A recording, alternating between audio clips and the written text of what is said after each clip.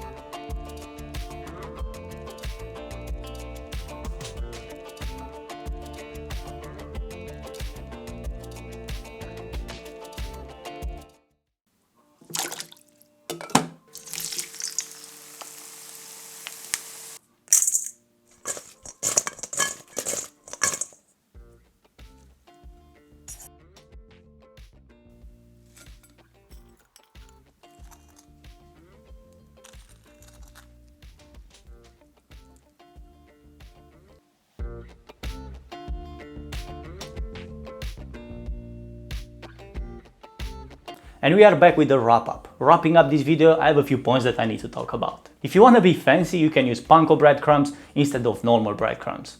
I don't really see the point, but then if you want a different texture and if you want something that looks nicer, yeah, go for it. Of course, you can apply exactly the same principle even if you're using any other meat. It can be chicken, it can be lamb, it can be veal, or it can be beef.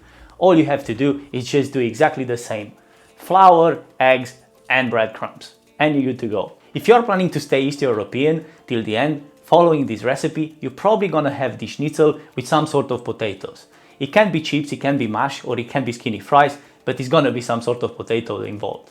Now, of course, there is another way of eating your schnitzel, which is cold, and it's mainly going on the platters with many other bits and pieces. That was the schnitzel for today. I hope you enjoyed this video, and obviously if you did, please give it a thumbs up. and I'll see you in the next one. Till then, subscribe to the channel if you haven't already, share this recipe with your friends or family, and all the best!